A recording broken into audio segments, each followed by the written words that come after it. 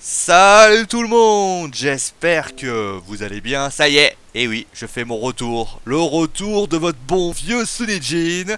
Et avant qu'on commence à parler de ce Match of the Days, de la rencontre que je vous ai proposée, qui aura lieu en vidéo, eh bien, je voulais d'ailleurs remercier et féliciter toute la team Geek and Sport, Legba, Aslis, Fafa, et toutes les personnes qui vraiment ont été géniaux durant mon période d'absence. Et je tenais sincèrement à les remercier. Bon, allez, passons maintenant au Match of the Days. Première annonce, il n'y aura plus de chronique écrite des Match of the Days. Dorénavant, ça sera une chronique vidéo qui parera le lendemain sur Geek and Sport à des heures que je vous préviendrai bien évidemment.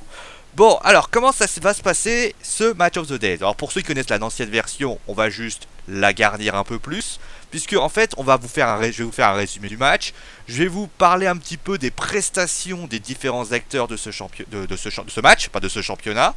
Et d'ailleurs on fera un top flop, puisqu'on va mettre les trois joueurs qui nous ont le plus impressionné, et enfin les flops, ceux qui m'ont déçu. Et enfin on fera peut-être une rétrospective, on va dire, de la journée, c'est-à-dire tout ce qui s'est passé, les matchs du samedi, par rapport à tout ça. Bon, allez, passons maintenant au Match of the Days. Donc, le Match of the Days qui opposait donc le Paris Saint-Germain au Toulouse Football Club. Donc, ça a été, on va pas se cacher, une véritable formalité du côté parisien. Quelques jours après le match contre le Real Madrid, Paris avait été bon, voilà, avait eu quelques problèmes de réalisme. Ce n'a pas été le cas puisque les Parisiens ont mené 5-0, enfin ont gagné 5-0, hein, des buts de. Donc l'ouverture du score a eu lieu de la part d'André Di Maria, bien aidé d'ailleurs par les Toulousains qui ont été extrêmement passifs. Et d'ailleurs le but a été relativement chanceux, donc on parle de réussite, c'est par rapport à ça. Ensuite, bah là, il y a eu en plus, on parle de chance, on parle aussi d'aide, puisque Tisserand faisait une remise assez approximative, offrant à Zlatan Ibrahimovic le second but. Il y a eu quelques moments un petit peu de flottement, notamment après la mi-temps, où Toulouse, s'ils avaient été un peu plus adroits, aurait pu bien, même peut-être pas marquer, mais réduire le score. Mais juste après, bien, Lucas, qui était rentré en jeu, a marqué le troisième but. Zlatan Ibrahimovic marquera ensuite son doublé pour terminer avec un but d'Ezequiel Lavezzi pour un score fleuve de 5-0. Une équipe parisienne, on va pas commencer par ça, qui était frustrée, hein, on l'a vu, ils étaient assez frustrés de ce qui s'est passé lors du match contre le Real. D'ailleurs, Di Maria l'avait très très bien signalé, ils avaient dit voilà, c'est pas possible d'avoir autant d'occasions et de pas réussir à en mettre une seule au fond. Il y a quand même eu trois poteaux, il y avait quand même eu des problèmes par rapport à tout ça. Et finalement, eh bien, le réalisme a eu lieu durant ce match. Alors déjà, Laurent Blanc avait fait assez peu tourner son équipe, hein, à part Kurzawa et Vanderville qui ont été, on va dire, changés. On peut citer, bon, Verratti était blessé, donc c'est Adrien Rabiot qui a pris sa place, mais le trio offensif, lui, n'avait pas changé. On voyait Di Maria, Ibrahimovic et Cavani, pas de Lucas, pas de Lavezzi en ce début de rencontre, ce qui démontre quand même une sorte, peut-être Laurent Blanc avait pour idée de faire, surtout qu'il y avait la trêve internationale, et ça du côté de Laurent Blanc, il s'en tape un peu, lui ce qui l'intéresse, c'est de faire gagner le PSG. Mais en mettant les trois joueurs à vocation offensive les mêmes du côté du Real, peut-être qu'ils avaient envie de montrer à tout le monde, voilà, que quand cette équipe, quand ça veut gagner, ça veut gagner. Et ça, c'est très intéressant. Du côté des Parisiens, on peut citer, enfin, l'équipe parisienne était très bonne, hein. Alors, il y a quelques petits flops qu'on parlera juste après, mais bien évidemment, cette équipe a été très bonne. Défensivement, moi, j'ai trouvé l'équipe est très très bonne. Alors, par quelques petits moments où ils ont été quelques moments de flottement, mais à part ça, ça a été très bien. Kurzawa, franchement, que j'ai trouvé impressionnant. Je trouve que justement, c'est peut-être le futur de latéral gauche. Ils ont pris un latéral gauche extraordinaire. C'est un mec qui passe son temps à monter, qui fait des bons centres et qui apporte énormément sur le plan offensif. Vanderville qui revient en puissance, hein, comme quoi la concurrence avec Serge Aurier lui fait énormément de bien. Moi j'ai trouvé franchement un Vanderville être assez étonnant et de très très grande qualité. Du côté milieu de terrain, Mota Matuidi, ça, on va pas se cacher, ça reste du classique, hein. Matuidi qui fait de la projection vers l'avant et qui, d'ailleurs, j'ai bien aimé d'ailleurs le milieu de terrain qui d'ailleurs faisait un gros pressing et qui empêchait les Toulousains de pouvoir bien. D'ailleurs, ça s'est vu d'ailleurs un petit détail assez intéressant. Quand Paris a un petit peu limité son pressing, à calmer son pressing, Bizarrement, les Toulousains ont commencé à avoir la possession du ballon. Ils ont remis un coup d'accélérateur, peut-être craignant peut-être la réduction du score du côté toulousain. Mais on notera d'ailleurs bien sûr Mota et Matuidi. Mota qui a été impressionnant dans ce match. Matuidi égal à lui-même. Mais surtout, moi, ce que j'ai tenu à mettre en place, c'est surtout Adrien Rabiot, que j'ai trouvé très très bon. Un joueur qui voilà fait dans la profondeur, qui vraiment joue très juste. Ça c'est vraiment quelque chose que j'ai beaucoup aimé. Il joue très très juste Adrien Rabiot.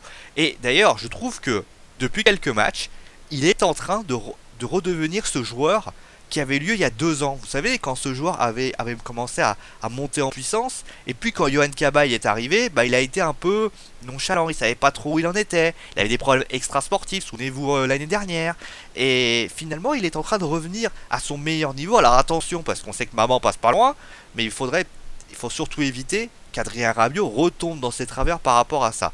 Bon, Di Maria, Zlatan Ibrahimovic, bah voilà, doublé de Zlatan, encore un doublé de Zlatan, c'est extraordinaire. Voilà, Zlatan qu'on disait perdu. Est-ce qu'il faut remplacer Zlatan? Tout ça, bah, ça a été parfait. Di Maria a été excellent. Moi, j'ai trouvé très très bon Di Maria. Et bon, bah, après, on parlera de Cavani après, puisque ça, c'est une des grosses déceptions par rapport à tout ça. Et justement, bah, on va pas quand même parler de Toulouse. Bah, voilà. Alors, moi, je vais pas en vouloir. Bon, allez, on va parler pendant les flops, parce que les flops, voilà, on va voir. Vous allez voir que il y a une petite, me suis permis une petite excentricité par rapport à cette équipe toulousaine. Donc, on commençait avec les tops. Bon, ça, vous avez peut-être un petit peu lu par rapport à ce que j'ai dit. Zlatan Ibrahimovic, que j'ai trouvé, voilà, c'est Zlatan, un doublé encore une fois. Mais moi, ce que j'aime bien, c'est qu'il fait jouer ses partenaires. Il est toujours présent, il essaye de faire jouer ses partenaires.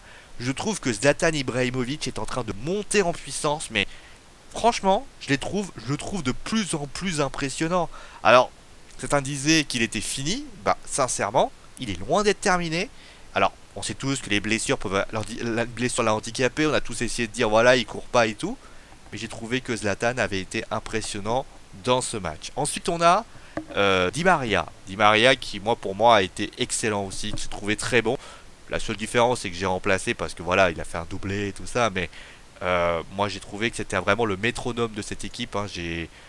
Il se joue juste. Voilà, il a retrouvé. Il est en train. Lui aussi était un petit peu en difficulté. On le sentait. Il n'était pas toujours très juste. Et ben lui, ça y est, il est juste. Il est juste. Il joue bien. Et surtout, voilà. En plus, il s'est créé pas mal d'occasions parce que oui, il y a ce coup franc, mais il a cette possibilité de mettre ce doublé, c'est-à-dire peut même doubler la mise à la 11e et à la 32e minute. Il a offert de très très bonnes passes, notamment à Cavani ou autre. Bah, franchement, moi j'ai trouvé ce joueur, en plus par les dribbles, il est capable de faire la différence à n'importe quel moment. Moi je le trouve impressionnant ce gars. Et honnêtement, c'est peut-être la bonne trouvaille du PSG. Ce joueur qui justement peut apporter de la profondeur et qui peut permettre, quand la situation n'est pas dans les pieds, de pouvoir changer de rythme, de faire mal à ses adversaires par rapport à ça. Et ça s'est vu bon nombre de fois. Alors après, alors certes on aurait pu mettre Rabiot, on aurait pu mettre plein d'autres, hein, mais j'ai mis Lucas, parce que j'ai trouvé que l'entrée de Lucas avait été très très bonne. Je trouve que Lucas, là il est en train de jouer juste Lucas. Alors est-ce que c'est le... J'ai remarqué d'ailleurs un truc très intéressant, toutes les joueurs qui sont remplaçants, c'est-à-dire tous ceux qui sont, voilà, qui sont pas titulaires toujours, ont envie de jouer leur... Il y a vraiment une concurrence qui est vraiment très bonne. On l'a vu l'année dernière avec Marquinhos. Lucas commence à comprendre il a fait des erreurs. Et d'ailleurs à la conférence de presse, à l'interview d'après match, la manière dont il a dit voilà, moi je travaille dur, je sais pour pouvoir montrer au coach que je peux être là. Il marque encore un but, il marque un but. Alors voilà, alors avec un dribble, mon pote, voilà encore un dribble impressionnant de Lucas. Et ça c'est quelque chose que moi j'ai trouvé excellent de sa part du Brésilien. Je trouve d'ailleurs qu'il est, pour moi, il fait partie de... On parlera peut-être du flop après, mais moi je commence à me demander s'il peut pas être titulaire. Parce que ce qu'il fait sur un terrain, d'ailleurs les dribbles commencent à être justes, il commence un peu à savoir où il en est. Et moi j'ai trouvé je trouve ce joueur d'une grande qualité, et ça je tenais à le signaler. Après, on soit bien clair, j'aurais pu mettre Lavezzi aussi, mais Lavezzi, moi j'ai trouvé il est un peu moins bon. Bon après... Mais c'est vrai que c'est les remplaçants du Paris Saint-Germain, moi je les trouve extrêmement bons. Et ça, il faut quand même le dire et le signaler. Moi, je trouve que voilà, l'équipe parisienne, dans son ensemble, je trouve qu'il n'y a pas que 11 joueurs. Hein. On pourrait citer Pastore quand il va revenir. On peut citer Marquinhos quand il va revenir. On peut citer, on peut citer aussi Verratti quand il va revenir. Toute l'équipe parisienne, vraiment, il y a 14, 15, 16 joueurs qui sont vraiment au même niveau. Ça, il n'y avait pas l'année dernière. Et ça, ça peut avoir une certaine conséquence qui peut offrir déjà un championnat assez rapide. D'ailleurs, quand même, 35 points, invaincu 35 points. Le PSG est en train de partir pour battre des records, ça c'est clair. On parlait des fameux records en début de saison. Mais moi, ce qui me donne envie encore plus, c'est que le Paris Saint-Germain va peut-être faire un Bayern. C'est-à-dire qu'ils vont carrément remporter le championnat à 5-10 journées avant les autres. Ils vont être tranquilles pour pouvoir se préoccuper de la Ligue des Champions et la Coupe et tout le reste. Et ça pourrait être très très bien une équipe qui peut faire très très mal dans ce championnat. Et vraiment, attention au PSG parce que le PSG, vraiment, on n'est pas, on est, là ils sont en train de monter en puissance. Et ça, c'est une très très bonne chose pour eux. Allez, on va passer quand même au flop parce que oui, il y a eu des flops. Alors oui, alors forcément, hein, je vous avais dit que j'avais fait une excentricité. L'équipe forcément qui a été flop, c'est le Toulouse Football Club. Alors on va en parler plus tard. Je vais quand même parler des deux flops parce que bien évidemment, j'allais pas mettre deux, trois joueurs pas toulousains, ça serait ridicule.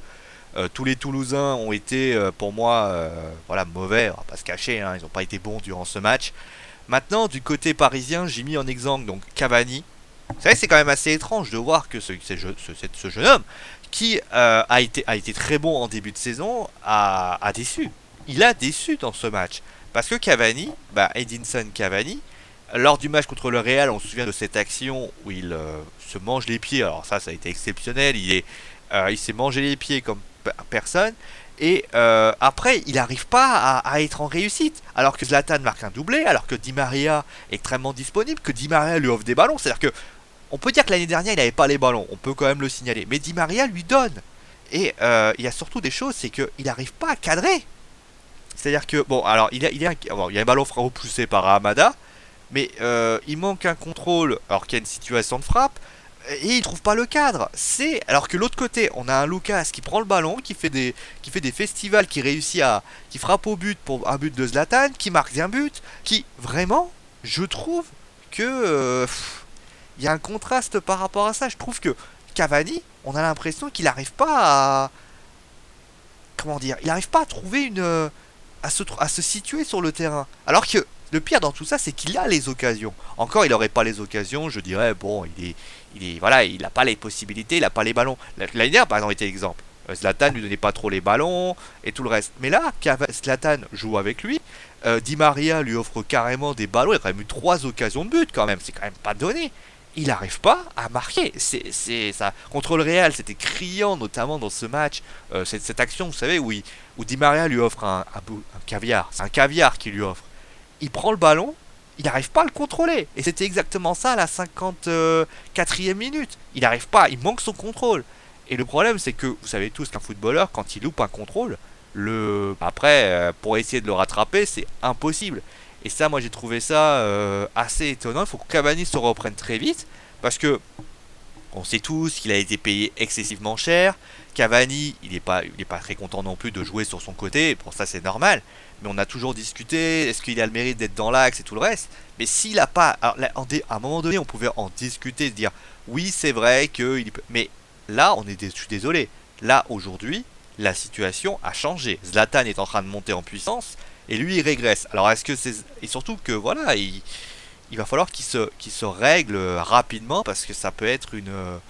Moi je suis désolé, il mérite pas d'être titulaire aujourd'hui. Il est décevant. Alors peut-être faut-il le mettre sur le banc à la place de Lucas pour essayer de lui dire bah écoute Edinson, tu n'es pas bon aujourd'hui.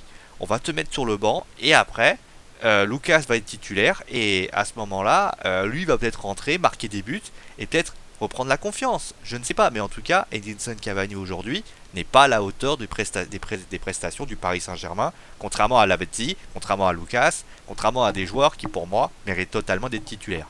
Alors le flop alors ça, c'est pas vraiment si c'est un flop sans être un flop. On sait tous que lors du match contre le Real, il a fait une sortie hasardeuse où il a voulu sortir. Il est sorti, il n'a pas vu donc Nacho sur le côté gauche. Donc il a vu, il l'a pas vu. Donc à ce moment-là, il est sorti un peu au casse-pipe et il s'est fait prendre un but. Bah, on a l'impression que le Kevin Trapp, il n'était pas au mieux hein, dans ce match. Il met un coup franc indirect. Déjà, il prend le ballon. Allez savoir pourquoi. Alors ça, après, il faudra qu'on m'explique. Et je l'ai trouvé pas rassurant du tout dans ce match. Je l'ai trouvé, voilà, il était, je sais pas. Alors certes, il a pas eu grand chose à faire. Ça, c'est vrai que ça peut planer pas non plus. Hein. Il y a pas, Toulouse n'a pas vraiment eu beaucoup d'actions par rapport à ça. Mais je sais pas, je le trouve pas serein. Alors je sais que bon, après la sérénité, il faut aussi qu'on le frappe au but. Mais je sais pas, je le trouve pas serein, je le trouve pas.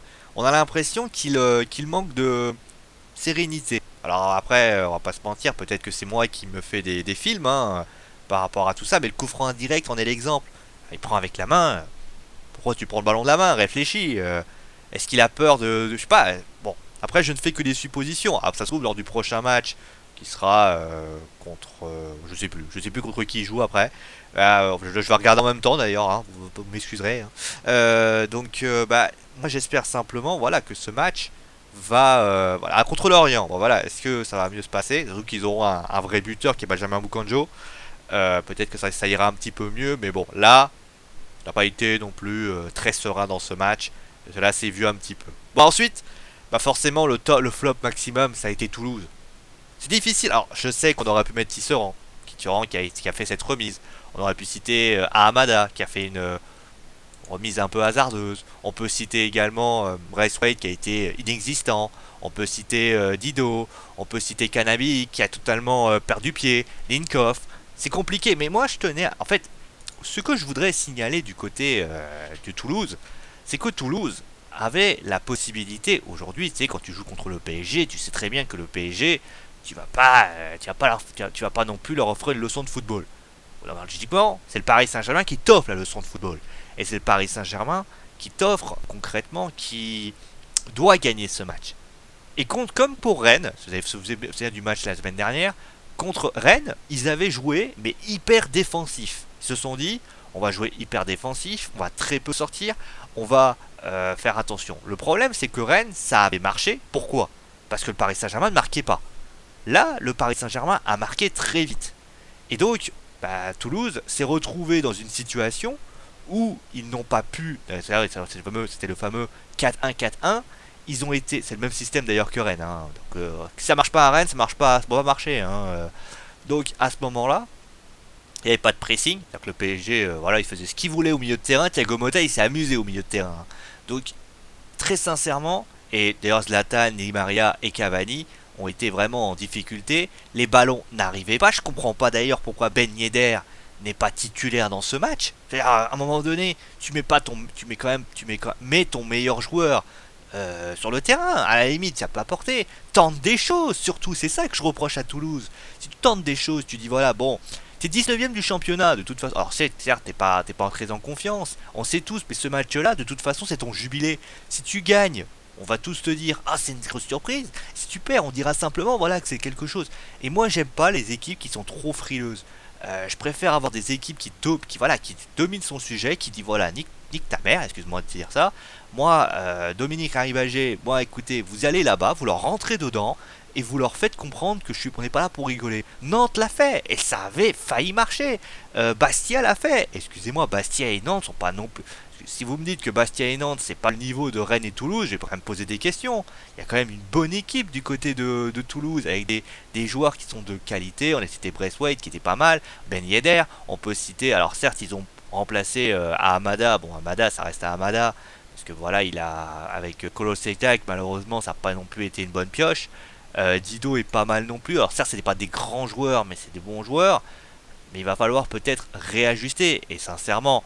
Quand on met un joueur pour bloquer Thiago Motta et que Thiago Motta fait ce qu'il veut, c'est qu'il y a résolument un problème. Je pense que Toulouse, là, s'il continue comme ça, la seule chose qu'il y aura comme conclusion, c'est la Ligue 2. Hein. Je vais prendre l'exemple d'une équipe de l'année dernière qui a été, pour moi, qui a appris, qui a donné ce qu'il avait. C'est une équipe qu'on appelle Guingamp. Guingamp, quand ils ont été, je crois, 20e ou 19e du championnat, ils ont continué à jouer. Et il faut jouer. C'est par le jeu que Toulouse se sauvera. On voit par exemple Montpellier. Montpellier revient progressivement parce que ils ont commencé à jouer, ils commencent à se créer des occasions. Là, Toulouse s'est créé une occasion. Vous savez, la fameuse passe où, en plus, où il ne met pas. Mais il n'y aurait eu que 2-1. Et je suis même pas certain qu'il y aurait eu 2-2. Parce que Toulouse était trop timide. Et ça pose problème. Alors après, Toulouse, on va pas se mentir, Toulouse, contre qui il joue le prochain match? Il contre Guingamp. Contre Guingamp, s'ils jouent pas, s'ils disent voilà, on joue pas, etc., j'ai peur que ça se finisse mal pour les Toulousains. Ah, il va falloir y aller, il va falloir donner, il va falloir s'arracher, il va falloir montrer voilà, plus de choses que ça par rapport à ça. Sinon, ça sera vraiment l'énorme déception. Surtout que la dernière victoire, la victoire de Toulouse, la victoire c'était le 9 août. Enfin, en Ligue 1, parce que bien sûr, il y a la victoire de la Coupe de la Ligue. Ils ont gagné contre Saint-Etienne. Voilà, donc il faut réagir et rapidement, sinon Toulouse tombera en Ligue 1, en Ligue 2, pardon. Surtout que voilà, le Gazélec commence à revenir. D'ailleurs, on va en parler lors d'après. Ils commencent à être décramponnés parce qu'ils n'ont que 9 points. Il faut tout de suite réagir. Là, ça devient quand même le signal d'alarme par rapport à ça. Bon, allez, on va quand même parler maintenant des autres matchs quand même. Et déjà, bravo au Gazélec. On va quand même le signaler. Le Gazélec a encore gagné. Hein, il y en a certains qui disaient voilà, le Gazélec gagnera pas et tout. Ben, 3 victoires consécutives, Reims, Bordeaux et Nice. Et en plus des scores qui sont assez bons, hein, 2-0, 3-1 déjà. Et ensuite, contre Reims, ils ont super bien joué. C'est vraiment une super équipe qui revient très très bien dans ce championnat, qui est en train de retrouver des... Franchement, ils ont un super attaquant quand même, je tiens à le signaler. C'est Zoa. Moi, j'ai trouvé très très bon. Moi, j'ai trouvé que il est vraiment, il est bien, il fait jouer ses partenaires, il marque des buts. Vraiment, il est très très bon dans ce match. Et c'est vraiment l'équipe du... Je trouve que voilà, l'équipe peut-être avait besoin un petit peu de se mettre au diapason. Ils avaient peut-être besoin de retrouver l'arbitre qui était pas mal aussi lors de la dernière journée. Qui vraiment est en train de... Ah bah tiens, il y a Djokovic qui a marqué. Bon, plaisanterie mise à part. Mais moi ce que je vais dire, c'est que le Gazélec est en train de retrouver... Peut-être qu'ils avaient besoin de se calibrer pour la Ligue 1. Et maintenant qu'ils sont calibrés, bah maintenant c'est parti, hein. Ils sont en train de marquer des buts, ils marquent des buts, ils sont en train d'aligner 3 victoires. Et surtout, si Montpellier avait pas gagné, on parlera de Montpellier après, si Montpellier avait pas gagné, bah officiellement le Gazélec serait plus relégable. Et moi je suis inquiet pour une autre équipe, on en parlera, c'est Lille. Lille qui est... Alors certes, je veux bien que Hervé Renard vienne de me dire, on a été nul, l'équipe est catastrophique, il n'y a pas de folie, il y a tout ce que tu veux. Alors certes, il a encore dit des choses, alors je vais vous le montrer parce que ça encore, ça c'est impressionnant. L'art et la manière de démolir ces équipes, demandez ça à Hervé Renard. Hervé Renard qui a dit, où est-ce que c'était, si on peut marquer l'histoire, voilà. Alors ça c'est Sylvain Ripoll, c'est bien. Un spectacle pitoyable, voilà, un spectacle pitoyable. Je veux bien que Hervé Renard décide de démolir ses joueurs. Sidibé l'a fait également. Mais je suis désolé. L'entraîneur, c'est qui? C'est lui. Et j'ai l'impression qu'Hervé Renard trouve pas de solution. Il est complètement paumé. Et alors l'expulsion de Souven Bouffal, alors ça, pour moi, c'est de la frustration puissance 12. Et encore, ils font un match nul, un partout. Mais pour moi, il n'y a rien. C'est le néant du côté de Lille. Il n'y a rien, ils apportent rien, ils donnent rien. Et Hervé Renard, qui avait fait quand même du bon boulot à Sochaux, Michel Sédou doit se poser pas mal de questions, doit se demander comment c'est possible qu'Hervé Renard n'y arrive pas. Alors peut-être qu'il a besoin de plus de temps. On a vu par exemple avec Montpellier qui avait besoin de temps. Mais là, c'est même plus du temps. Là, ça devient quand même critique. Parce que le problème, c'est que Lille se rapproche de plus en plus de la zone rouge. Et je suis même pas certain que démolir ces joueurs soit la solution. Cette équipe n'est pas en confiance. Cette équipe manque de volonté offensive. Aujourd'hui, offensivement parlant, les joueurs ne sont pas au niveau. On peut citer Bouffal. Aujourd'hui, Bouffal, pour moi, c'est son frère qui joue sur le terrain. Il faut quand même le signaler. Par rapport à tout ça, on peut citer également quand tu vois ça, tu t'inquiètes. Tu t'inquiètes, mais résolument parlant. Tu te dis, mais comment c'est possible que cette équipe, aujourd'hui, qui avait quelque chose de pas mal l'année dernière, on avait quelque chose d'intéressant. C'est pas exceptionnel, c'était peut-être pas exceptionnel. Mais voilà, ça restait quand même assez sympa avec René Girard qui faisait du bon boulot finalement, on peut quand même le dire, malgré tout ce qu'on pouvait taper sur lui. Et moi je suis désolé. Alors la dernière victoire c'est contre 3, mais 3 vous savez comment ils sont. Quand vous savez que le meilleur buteur du LOSC et bah c'est quand même assez fou quoi. Je veux dire, le meilleur buteur, c'est Bouffal avec 4 buts et qui se fait expulser. Et que voilà, 4 buts, ils ont une attaque mais catastrophique. Faut vite réagir du côté toulousain, toulousain, on va dire pareil, hein, du côté lillois, parce que là, c'est pas avec vos 7 buts marqués que vous allez réussir. Alors c'est bien, c'est qu'ils marquent pas beaucoup de buts, pas beaucoup de buts, mais il leur manque un buteur et ça c'est vraiment problématique. Ils sont à 13 points, c'est-à-dire qu'ils sont à 1 point du premier relégable qui est le Gazélec.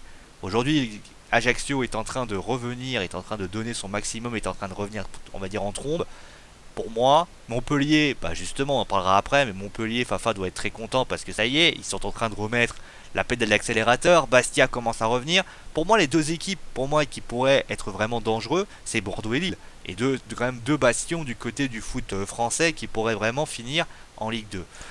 Ensuite, on peut citer également Montpellier. Voilà, bravo à eux. Au niveau des tops, on peut citer Montpellier qui a été très très bon. Voilà, contre Nantes, 2 buts à 1. Ça revient progressivement. Fafa doit s'être un peu soulagé. Alors, va falloir enchaîner. Là, ils enchaînent quand même 2-3 victoires consécutives, je crois. Alors, on va le voir. Ils ont quand même aligné. Alors, certes, ils ont perdu contre Toulouse, contre Lorient en Coupe de la Ligue, mais ça fait déjà 5 matchs qu'ils n'ont pas perdu. C'est quand même bien. Moi, je trouve que pour moi, c'est une excellente nouvelle. Et le plus important, c'est qu'ils gagnent contre Bastia, ils gagnent contre Nantes, contre des équipes quand même qui sont en bas de tableau. Et ça, c'est une excellente nouvelle. En plus, ils affrontent Reims lors du prochain match. Reims qui est pas au mieux, donc ça va quand même être une bonne nouvelle pour eux. Qui va être contre Ajaccio, hein, pour ceux qui se poseraient la question. Mais c'est vrai que voilà, Montpellier apporte beaucoup. Et ils sont en train de revenir là. Ils sont en train de retrouver leur jeu. Il fallait que ça revienne. Peut-être que. En plus, je pense que Roland Courbis le savait. Il savait que ça allait revenir à un moment donné. Et surtout, moi j'aime beaucoup Laurent Pionnier. Je le trouve très bon. Je le trouve de bonne qualité. Et après, ça a encore été un peu perfectible, hein. Il y a quand même des occasions qui ont été, il y a quand même des occasions en tout genre qui ont été données du côté nantais. Nantes qui n'a pas été au mieux durant ce match, mais on va pas se cacher, c'est quand même une bonne nouvelle du côté. Avait eu la vie. Après, voilà, ils ont réussi leur coup. Attention quand même à Nantes, hein, qui commence à aligner des défaites après avoir aligné quand même des victoires. Là, ils sont en train d'aligner des défaites. Faudra quand même se méfier parce que ça pourrait. Alors certes, ils ont gagné contre Nice lors du match en retard, mais attention quand même à tout ça. Voilà. On termine maintenant avec la bonne. Ah, franchement, ça c'est une grosse surprise. C'est Caen. Et oui, Caen qui, on va pas se mentir, hein, est en train de faire un super championnat. Deuxième du championnat quand même. Faut quand même le signaler. Deuxième du championnat. En attendant bien sûr Lyon et Saint-Etienne. Belle victoire contre Guingamp. Alors certes, on va pas se mentir, il restait sur 3 défaites consécutives. Mais c'est une équipe qui déjà n'a pas de volonté à rester du haut de tableau, mais ils font un très beau jeu. Ils ont on va dire vraiment, ils ont des joueurs comme Andy Delors, que moi je ne connaissais pas et qui sont en train de revenir, mais d'une puissance, mais c'est impressionnant. Voilà, ils sont en train de faire tout simplement le championnat de leur vie. Alors, on va pas se mentir, c'est peut-être pas, ça m'arrange pas parce que voilà, voilà la Coupe d'Europe avec Caen, j'ai quand même un peu peur, surtout que cette année, on sait tous que l'indice UEFA, ça sera pas ça, hein, on va pas se mentir. Hein. Mais moi j'ai trouvé cette équipe très bonne, de grande qualité, capable de faire la différence à n'importe quel moment. Ils ont un buteur, voilà, ils ont un vrai buteur. Et ça pour moi c'est bon pour le business. Bravo à eux par rapport à tout ça. Et donc voilà. Alors ils seront pas peut-être pas deuxième. Enfin, ils seront pas deuxième puisque alors on va quand même regarder le classement. Le classement, donc voilà, ils ne seront pas. Ils peuvent être troisième. Parce que forcément, c'est le prochain match of the day que je vais vous présenter. Ça sera le match entre Lyon et Saint-Etienne. Un match donc, qui vous sera proposé. Donc c'est le fameux derby. Hein, c'est le fameux derby voilà, où, en général, les deux équipes se rentrent dedans. D'ailleurs, il y a eu une marche funèbre, on va dire ça comme ça. Une marche du côté de Lyon qui a voulu un petit peu marquer le coup. Oh, ça c'est gentil, Funèbre c'est gentil, hein, c'est pour taquiner, hein. Commencez pas les Lyonnais à dire ouais, c'est pour taquiner. Hein. Donc voilà, on va voir. Donc ça sera le prochain débriefing de ce match. Donc ça sera diffusé, je pense, au courant de lundi, ce lundi soir. Lundi, je vous proposerai ça. Soit lundi, soit peut-être mardi. On verra par rapport à ce qui vous serait proposé. Ça c'est pas la journée. Bien sûr, la journée ne se termine pas que pour ça, puisqu'il y a 2 autres journées.